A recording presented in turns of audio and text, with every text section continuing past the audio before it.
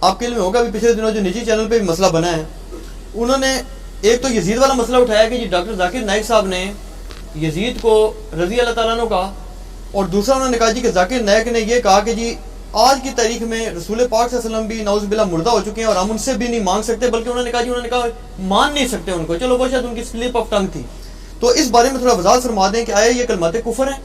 یزید کو رضی اللہ تعالیٰ عنہ کہنا یا رسول پاک صلی اللہ علیہ وسلم کو نعوذ باللہ مردہ کہنا، کیا کلمہ کفر ہے یہ؟ پہلی بات تو یہ ہے میرے بھائی کہ یہ آج کل جو کچھ ہمارے ٹی وی چینلز کے اوپر مذہبی منافرت اور تکفیری سوچ عام کی جا رہی ہے نا، پیمرا کو اور چیف جسٹس کو اس کا نوٹس لینا چاہیے. ایسے تمام اینکرز اور علماء کے اوپر پابندی ہونی چاہیے جو مذہبی منافرت پھیلا رہے ہیں. مذہبی اختلاف کا سب سے بڑا میں حامی ہوں. اختلاف رائے کریں دلائل کے ساتھ. قرآن اس چیز کو کم از کم 300 دفعہ کہتا ہے، ہاتھو برہانکم ان کنتم صادقین، لاؤ دلیل اگر تم سچے ہو. قرآن اپنے مخاطب سے کہتا ہے کہ لاؤ دلیل کوئی ہے. قرآن تو بعد ہی دلیل کہتا ہے کہ اختلاف کرو دلیل کے ساتھ. اور قرآن میں بھی آیا نا، ادعو الی سبیل ربک بالحکمہ والموعظۃ الحسنہ وجادلہم باللتی ہی احسن. مجادلہ بھی کرو احسن طریقے سے، اختلاف رائے کرو. مجادلہ کہتے ہیں علمی جھگڑے کو. علمی جھگڑے کی دعوت قرآن نے خود دی ہوئی ہے. میں کہتا ہوں علمی جھگڑا ہونا چاہیے، لڑائی کٹائی والا نہیں، علمی اختلاف. ٹھیک ہے، اس میں یہ نہیں کہ بار بار تھوڑی دیر بعد ایسے کر کے کھڑا ہو جائے، یہ کام نہیں ہونا چاہیے. علمی دلائل رکھے، اختلاف رائے رکھے. لیکن یہ کچھ چینلز جو یہ حرکتیں کر رہے ہیں نا جی، ان میں سے ایک چینل ٹاپ آف لسٹ ہے جس میں نے پچھلی دفعہ مسئلہ 178 ریکارڈ کرا کے نا 5 گھنٹے کا، اس چینل کی ساری بدعقیدگیوں کو اور بد عقیدہ علماء کو قیامت تک کے لیے دفن کر دیا. اب دوبارہ اس پہ ہم نے ویڈیو ریکارڈ ہی نہیں کرانی. مسئلہ 178 5 گھنٹے کا، کوئی دنیا جان کا مسئلہ جو انہوں نے ڈسکس کیا ہے. اس رمضان میں بھی جو پینے ڈال کے بیٹھے ہوئے ہیں یہ وہی ہیں جو پچھلی دفعہ تھے. میں ڈسکس کر چکا ہوں، دوبارہ ضرورت نہیں ہے. ان کا نوٹس لینا چاہیے، تکفیری سوچ کو عام نہ کریں. اور میں نے دیکھا ہے وہ ابھار رہے تھے، خصوصاً اہل حدیث مکتبہ فکر کو ٹارگٹ کیا ہوا تھا کہ یہ گستاخ ہیں، واجب القتل ہیں، یہ ہیں وہ ہیں. اختلاف رائے رکھیں، علمی دلائل کے ساتھ. زبردستی کسی کے اوپر فٹ کرنے کی کوشش نہ کریں. رہا یزید کا مسئلہ، تو میرے بھائی یزید کا مسئلہ تو بہت چھوٹا ہے.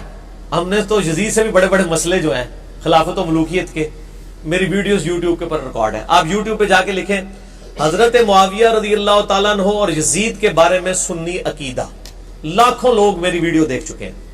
ایک اور ویڈیو ہے یزید اور جنتی لشکر، ایک طرف ڈاکٹر ذاکر نائک کی تصویر ہے تھم نیل پہ، ایک طرف میری ہے. میں نے علمی دلائل کے ساتھ ان کے ساتھ اختلاف کی ہے کہ وہ جنتی لشکر میں نہیں تھا شامل. علمی طریقے سے جواب دیں.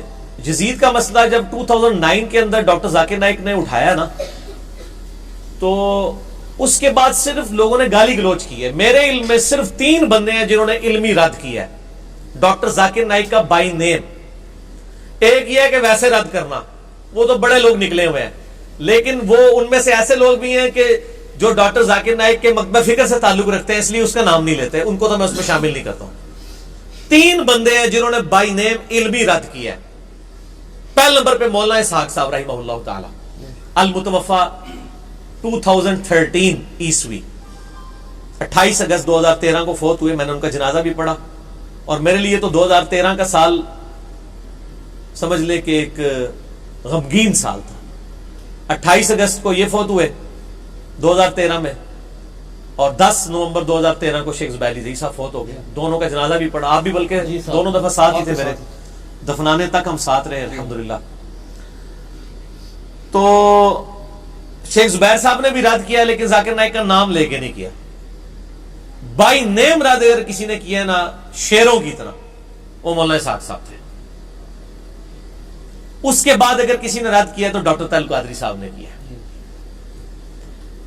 باقی جس کو کہتے ہیں نا اس کو منطقی انجام تک پہنچانا، تو بغیر غرور اور تکبر کے، وہ صرف ایک بندے نے کام کیا ہے، انجینئر محمد علی مرزا نے. اور ہم نے ریسرچ پیپر بھی لکھ دیا. اے دکھاؤ، اٹھو جی اٹھو دکھاؤ، اے دکھاؤ. یہ کہتے ہیں بار بار دکھانا ہے. یہ ان بھائی قرآن اور علی ساتھ رہیں گے قیامت تک. ٹھیک ہے نا جی، وہ تو حدیث ہے. واقعہ کربلا کا حقیقی پس منظر 72 صحیح الاسناد احادیث کی روشنی میں جنگ جمل صفین نہروان. واقعہ کربلا کا پس منظر 200 احادیث اہل سنت کی کتابوں سے، عربی میں بھی، اردو میں بھی، انگلش میں بھی، ہندی میں بھی. دنیا میں جو یہ ریسرچ پیپر جتنا عام ہوا ہے الحمدللہ، PDF بھی اس کا ڈاؤن لوڈ کریں، 5B ریسرچ پیپر اہل سنت پاک.com سے. اس میں نے یہ سارا وہ یزید والا جنتی لشکر والا سارا اس میں وہ بھی کور کیا ہے. اور ہم نے پچھو گل شروع کی ہے حضرت عمر کی شہادت سے لے کے واقعہ کربلا تک رضی اللہ تعالیٰ عنہ علیہ السلام. تو ڈاکٹر ذاکر نائک سے مسئلہ مس ہینڈل ہوا ہے، لیکن زیادتی کی ہے ڈاکٹر ذاکر نائک کے مخالفین نے بھی. ایک اس سے تو چلے زیادتی ہوئی، انہوں نے ڈاکٹر ذاکر نائک کو یہ پورٹریٹ کیا کہ ڈاکٹر ذاکر نائک نعوذ باللہ سیدنا حسین علیہ السلام کے مخالف ہے. توبہ توبہ. بھائی ڈاکٹر ذاکر نائک نے اسی ویڈیو میں کہا تھا جس ویڈیو کو یہ اٹھاتے ہیں، جس میں وہ امام ابن تیمیہ سے ڈسیو ہو کے انہوں نے جنتی لشکر والی بشارت فٹ کر. حالانکہ ابن تیمیہ بھی کوئی یزید کا سگا کوئی نہیں تھا. ابن تیمیہ بھی کہتے تھے میں اس سے دنیا کے بادشاہوں کی طرح ایک بادشاہ مانتا ہوں، خلیفہ راشد نہیں مانتا منہاج السنہ میں. لیکن دوسری طرف جنتی لشکر کی بشارت بھی فٹ کر دی جو آج تک اہل حدیث کو فٹ ہوئی ہوئی ہے. ایک غلطی وہ ایک بزرگان دین کر گئے نے انہوں نے وہ فٹ ہے. اچھا، ڈاکٹر ذاکر نائک نے اسی ویڈیو میں کہا تھا کہ آج کی ڈیٹ میں جو حضرت حسین کا قاتل ہے یا اس کی مدد کرنے والا ہے میں اس پہ لعنت بھیجتا ہوں. اس کا موقف یہ تھا کہ یزید ڈائریکٹلی انوالو نہیں تھا، وہ انڈائریکٹلی بھی نہیں مانتے. تو یہ اس کو علمی غلطی لگی نا. ایک بندہ کہتا ہے میں یزید کو مانتا ہی نہیں ہوں کہ اس میں شامل تھا حضرت حسین کے قاتلین میں، وہ یہ کام کر ہی نہیں سکتا. تو سر آپ اس کو بینیفٹ آف ڈاؤٹ دیں گے نا. جس طرح ڈاکٹر اقبال جو ہیں جن کو سارے کی امت مانے ہوئے ہیں، وہ امام مہدی کا انکار کرتے ہیں. وہ کہتے ہیں مہدی کا عقیدہ ہی فراڈ ہے. تو میں نے تو آج تک کسی بریلوی دیوبندی اہل حدیث شیعہ کو نہیں سنا کہ ڈاکٹر اقبال تو منکرین حدیث تھا، وہ تو مہدی کو نہیں مانتا تھا. چلے اس ویڈیو کے بعد بھی کوئی جرت کر کے بتائے کہ ان کی خدمات دیکھیں، وہ اصل میں ان حدیثوں کو صحیح نہیں سمجھتے تھے، بینیفٹ آف ڈاؤٹ دیں. ڈاکٹر اقبال امت کے اجماعی عقیدے کو جو امام مہدی کے بارے میں انکار کر دیں تو ان کو بینیفٹ آف ڈاؤٹ ملے گا. تو ڈاکٹر ذاکر نائک والا مسئلے میں تو اور لوگ بھی کئی ان کے ساتھ کھڑے ہوئے ہیں. یزید والے مسئلے میں کیا یزید کے ساتھ محبت کا راگ صرف ڈاکٹر ذاکر نائک نے الاپا ہے؟ حالانکہ انہوں نے نہیں الاپا، صرف انہوں نے کہا ہے کہ وہ جنتی لشکر والا وہ جو معاملہ ہوا، وہ انہوں نے کہا میں حسین کے قاتلین پہ آج کی ڈیٹ پہ لعنت بھیجتا ہوں، میں حسین سے محبت کرتا ہوں، یہ سب کچھ کرتا ہوں. باقی ان سے جو کچھ چھوٹا والا معاملہ ہے وہ تو سب شروع سے چل رہا ہے. امام محمد غزالی جو سارے صوفیوں کے امام ہیں، سارے بزرگان دین کے ماننے والوں کے امام ہیں، المتوفا 505 ہجری. امام غزالی کی بزرگی پہ تو کسی کو شک نہیں ہے.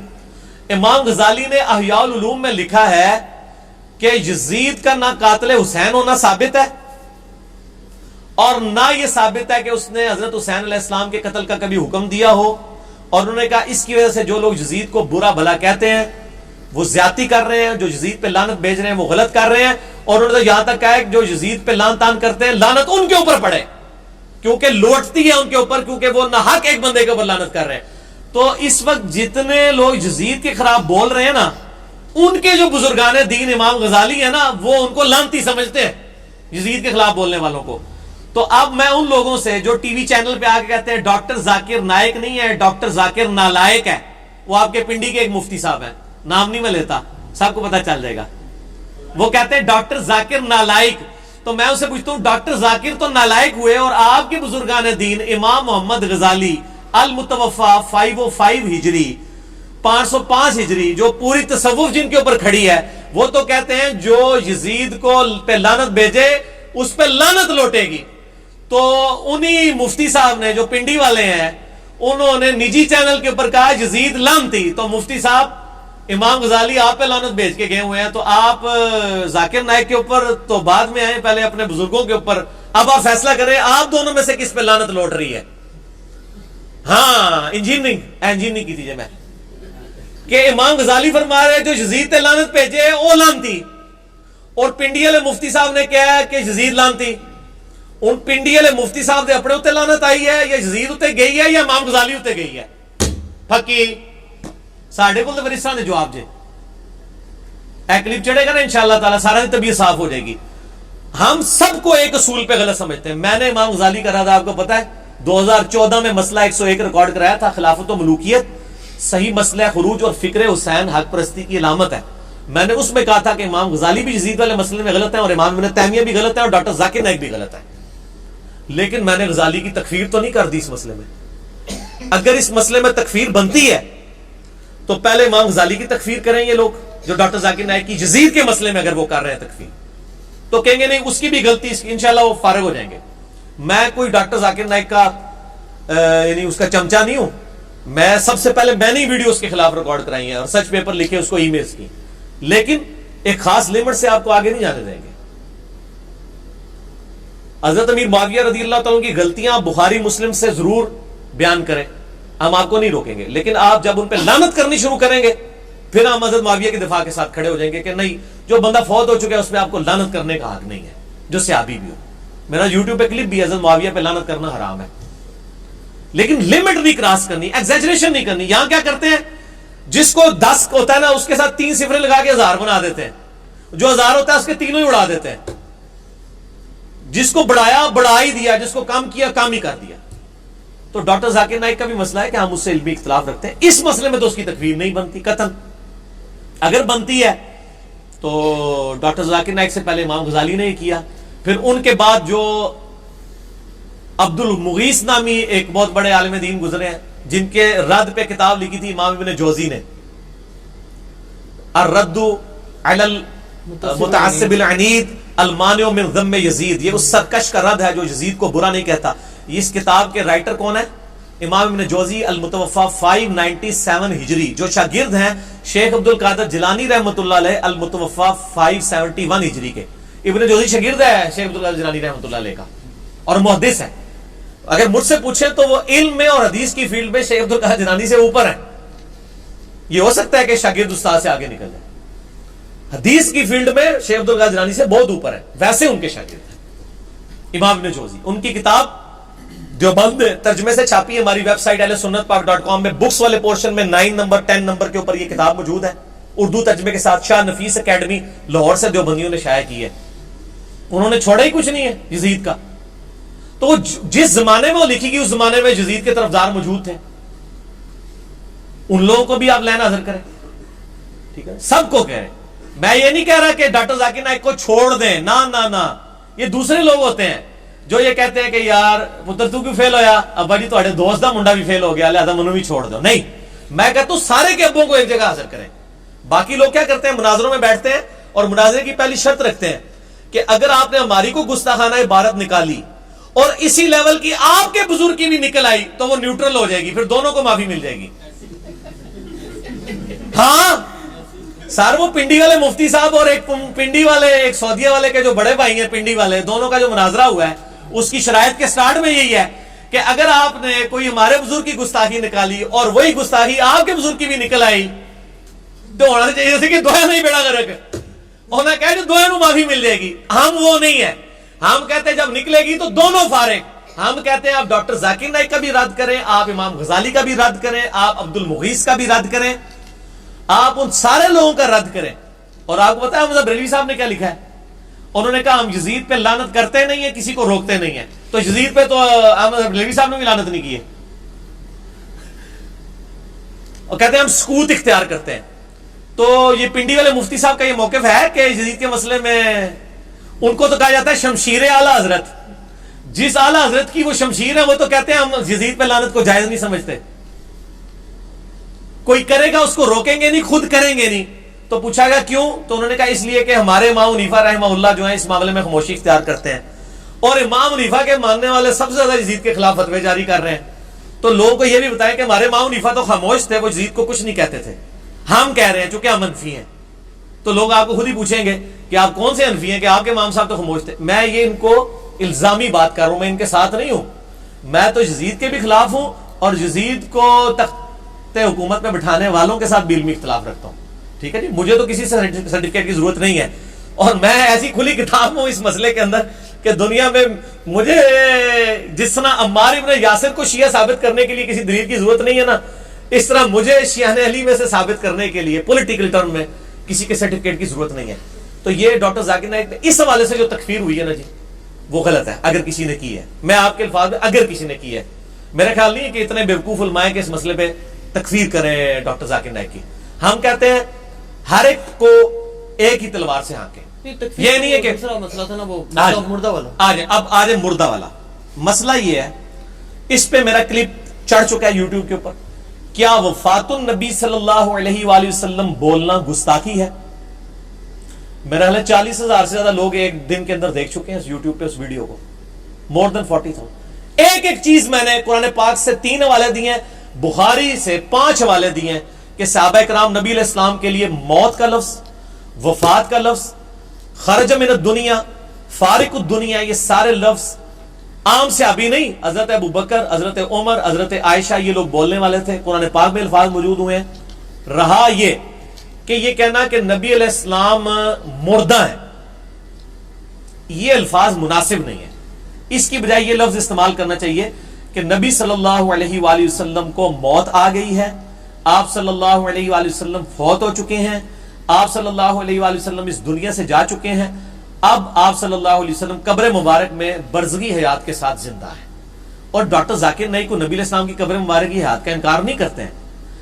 مجھے بتائیں, آپ نے ایمانداری سے بتانا ہے, کیا یہ لفظ اس طریقے سے کہ ڈاکٹر ذاکر نائک نے مینشن کیا ہو کہ نبی مردہ ہیں, نعوذ باللہ, مجھے کسی ویڈیو میں نہیں ملا. جھوٹ بول رہے ہیں یہ. وہ یہ کہنا چاہ رہے ہیں کہ ڈاکٹر ذاکر نائک نبی علیہ السلام کو فوت شدہ مانتے ہیں.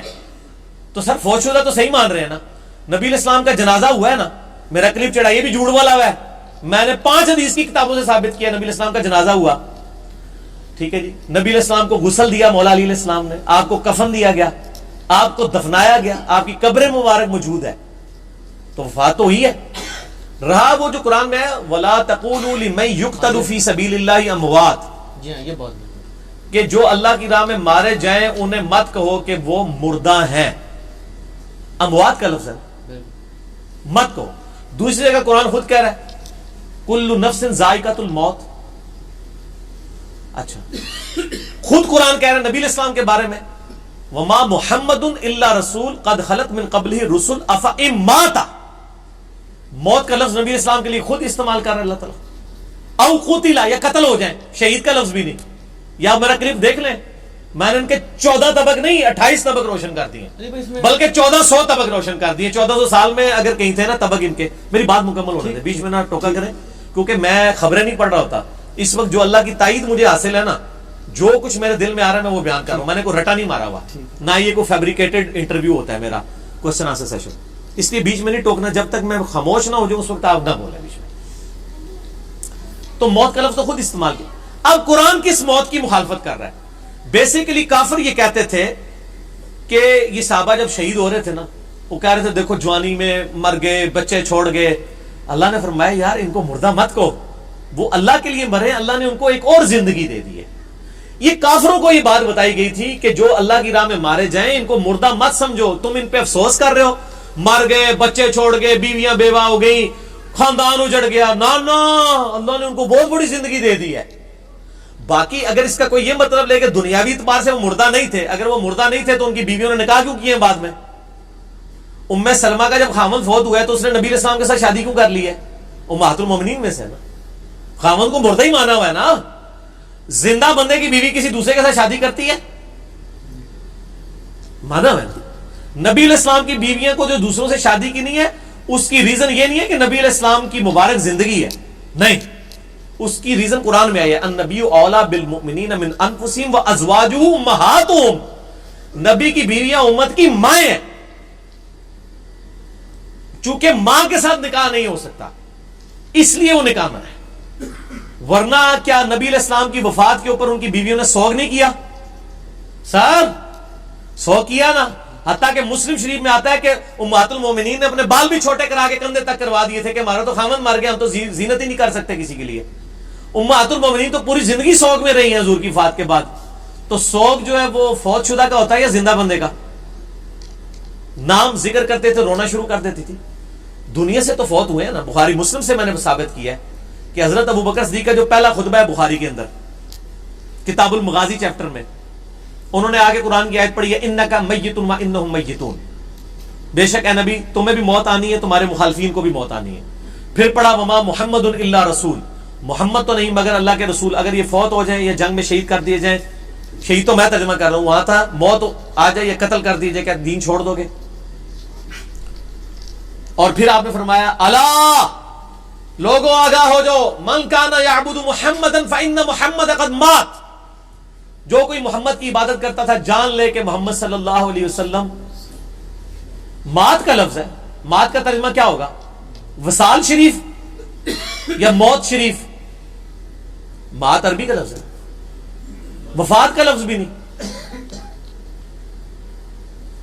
آپ صلی اللہ علیہ وسلم کو موت آ گئی ہے. کسی سے ابھی نے نکاح جی آپ نے نبی علیہ السلام کو مردہ کہہ دیا، آپ گستاخ رسول ہو گئے، یا آپ نے کہہ دیا آپ صلی اللہ علیہ وسلم کو موت آ گئی، آپ گستاخ رسول ہو گئے. اور کہا من کان یعبد محمدا فإن محمد قد مات ومن کان یعبد اللہ، اور جو کوئی اللہ کی عبادت کرتا ہے فإن اللہ حی لا یموت، تو جان لو بے شک اللہ تعالیٰ کو ابھی موت نہیں آئے گی، وہ ہمیشہ زندہ رہے گا. مجھے پتہ ہے صحابہ میں کتنے لوگ نبی علیہ السلام کی عبادت کرتے تھے، کوئی بھی. تو حضرت ابوبکر صدیق نے یہ فرضی قصہ کہانی کیوں بنایا؟ ہم ان کو مثال دے دے، کہتے ہیں جی یہ ساڑھے تو والی آیتاں لگاندے نے، اور جڑی آیت ہے ہی کوئی نہیں سی، وہ پہلے حضرت ابوبکر صدیق نے خود بنائی. یہ آیت تھی کہ جو محمد کی عبادت کرتا تھا وہ جان لے کے اور محمد کی عبادت تو کوئی کرتا ہی نہیں تھا صلی اللہ علیہ وآلہ وسلم، نہ آج کوئی کرتا ہے. اتنا بڑا فیبریکیٹڈ جملہ بنایا حضرت ابوبکر صدیق نے اصل میں ان کے دماغ کھولنے کے لیے، کیونکہ حضرت ابوبکر صدیق کو وہ بخاری والی حدیث پتہ تھی کہ دیکھنا میرے امتیوں میری شان کو اس طرح بلند نہ کرنا جس طرح عیسیٰ ابن مریم کے ماننے والوں نے کیا. میں اللہ کا بندہ اور اس کا رسول ہوں، مجھے اللہ کا بندہ اور اس کا رسول کہنا. اصل میں اس انسانیت نے ایک بہت بڑا رسک فیکٹر انوالو ہو چکا ہے. اس انسانیت میں سب سے بڑا شرک نبی کے نام پہ ہی کھڑا ہوا ہے. عیسائیت کس کے نام پہ کھڑی ہوئی ہے؟ کسی بت کے نام پہ. میں کہتا ہوں حضرت عیسیٰ کو تو 2.25 ارب لوگ عبادت میں کلیم کر رہے ہیں نا، 1.5 ارب مسلمانوں نے بھی یہی کام کرنا تھا اگر نبی علیہ السلام اتنی سخت تعلیمات نہ ارشاد فرما کے جاتے. اور حضرت ابوبکر صدیق نے صحیح وفات کے بعد آپ کی اس بات کو مزید انڈورس کر دیا کہ جان لو اگر کوئی محمد کی عبادت بھی کرتا تھا نا تو جان لو کہ محمد کی عبادت نہیں، ہم اللہ کے ماننے والے ہیں. محمد تو ہمارے لیڈر ہیں، ہم جو عبادت ہے وہ اللہ کی کر رہے ہیں. سارے ان کو پتہ ہی نہیں ہے، یہ اللہ کے نام کے اوپر تو بھڑکتے نہیں ہیں، اللہ کے نام کا تو مذاق اڑاتے ہیں اور باقی ناموں کے اوپر بھڑکنا شروع کر دیتے ہیں. تو یہ کہنا کوئی گستاخی نہیں ہے. رہا یہ کہ نبی علیہ السلام کو ماننا، وہ میں نے کلپ دیکھا ہے شاہ جی، انڈیا کے لوگ گاف بول ہی نہیں سکتے. مانگنا اس نے بولنا تھا تو ماننا نکل گیا. دوسرا، ماننا لفظ کو تو انہوں نے پکڑ لیا، وہ پورا جملہ کیا تھا؟ جملہ بتا رہا ہے کہ مانگنا بولا یا ماننا بولا ہے، جملہ خود بتا دے گا. وہ جملہ یوں ہے، انہوں نے کہا سادھو سنت لوگوں کو تو چھوڑ دو، آج کی ڈیٹ میں وہ بات ہو رہی تھی کیا قبروں سے جا کے مانگ سکتے ہیں؟ جو فوت شدگان ہیں ان کو مدد کے لیے پکار سکتے ہیں، سادھوؤں کو، بزرگوں کو. تو اس کے جواب میں اس نے کہا کہ تم ان بزرگوں کو تو چھوڑو، آج کی ڈیٹ میں تو محمد صلی اللہ علیہ وآلہ وسلم کو مانگنا بھی حرام ہے. وہ کو بھی پریپوزیشن بھی غلط لگا دی، سے مانگنا کہنا چاہیے تھا، لیکن وہ جملہ بتا رہا ہے کہ پریپوزیشن اس قسم کی تو کیا یہ غلطیاں مطلب سلیپ آف ٹنگ کی وجہ سے ہو جائے. صحیح مسلم میں حدیث نہیں ہے. ہاں اس پہ ڈٹا رہنا غلط ہے. صحیح مسلم میں حدیث نہیں ہے کہ تیرے رب کو توبہ کرنے والے شخص پہ ویسا ہی پیار آتا ہے جیسا کہ کوئی شخص کسی ریگستان میں ہو اور اس کا سارا ساز و سامان اس کے اونٹ پہ لدا ہو، اچانک وہ اونٹ غائب ہو جائے، پھر وہ بیٹھ کے موت کا انتظار کرنا شروع کر دے کہ اب تو دور دور تک تو ریگستان ہے، مجھے پانی اور روٹی نہیں ملے گی. اس کی آنکھ لگ جائے، اچانک کھلے، پھر اونٹ سامنے ہو اور وہ اتنا خوش ہو کہ اے اللہ میں تیرا بندہ، تو میرا رب، یہ وہ کہنا چاہے لیکن زبان لڑکھڑا جائے اور الٹ الفاظ نکل جائے کہ اے اللہ تو میرا بندہ میں تیرا رب، یعنی اس کی خوشی کی انتہا نہ رہے، اس کی زبان لڑکھڑا جائے. اس شخص سے زیادہ اللہ کو خوشی ہوتی ہے جب کوئی شخص اللہ کی طرف توبہ کرتا ہے. سبحان اللہ. اللہ تعالیٰ تو ہم تو مائل بکرم ہے. یہ مثال آپ صلی اللہ علیہ وسلم نے بیان کی زبان کے لڑکھڑانے کی، لیکن اس کی دلیل کے اوپر جو صوفیاء کے شطیحات ہیں نا، جو یہ کہتے ہیں صوفیاء نے بھی جو بولے ہیں نا وہ سارے گستاخانہ جملے، وہ نبی علیہ السلام کے بارے میں نہیں بولے ہوئے ہیں، صرف وہ صحابہ کے بارے میں بھی بولے، اللہ کے بارے میں بھی بولے، سب کے بارے میں بھی، اور بار بار بولے اور کتابوں میں بھی بار بار چھاپے.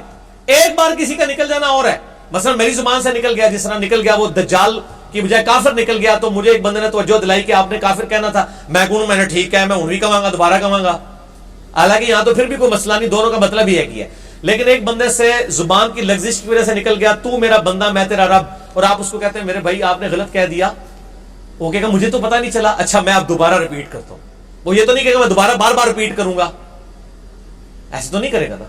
تو ڈاکٹر ذاکر نائک کو جب یہ پوائنٹ آؤٹ کیا گیا, اس نے ریٹن میں یہ جمع کروایا, سرکار لوکل تھانے میں اس نے ریٹن میں جمع کروایا کہ میں نے یہ بولنا تھا, یہ نکل گیا. لیکن یہ لوگ معاف کرنے کے لیے تیار نہیں ہیں, اور دوسری طرف ان کے بزرگوں کی گستاخانہ عبارتیں یہ خود چھاپ رہے ہیں, ہم نے ہائی لائٹ بھی کر دی ہیں, ان کی پرنٹنگ بند نہیں کر رہے. اپنی منجی سارے ڈنڈا کو نہیں وہ پھیردا, چوتھے ملے بڑے ہوئے ہیں چیلنجنگ کر دے رہے ہو, ساڑھے نل چار کر لو, یہ کر لو, وہ کر لو. میں کہتا ہوں آپ چیلنج کریں اپنے ان بزرگوں کی کتابوں کو چھاپنے والوں کو جن میں گستاخانہ عبارتیں, آپ دوسرے محلے میں بیٹھے ہیں ان کو چیلنج نہ کریں, غلطی علمی طریقے سے ہائی لائٹ کریں. ڈاکٹر ذاکر نائک نے جو یہ مانگنے کا لفظ تھا وہ ماننا نہیں, اس نے بولا تھا مانگنا کہا تھا. تو نبی علیہ السلام سے آج کی ڈیٹ میں مانگنا, آپ صلی اللہ علیہ وآلہ وسلم کو مدد کے لیے پکارنا, اس نے کیا کہا تھا حرام ہے ڈاکٹر ذاکر نائک نے. میں کہتا ہوں یہ نبی علیہ السلام کی گستاخی ہے, اصل میں اس کو الفاظ کا چناؤ نہیں آتا. اب میں جو لفظ کر رہا ہوں نا یہ صحیح جا کے فٹ ہوگا, آرام کی وجہ سے تو وہ آپ کو پتا ہے توحید کے نام سے ان کو چیڑا ہے اس پارٹی کو, کہتے ہیں دیکھ لو نبی کا گستاخ ہو گیا ہے.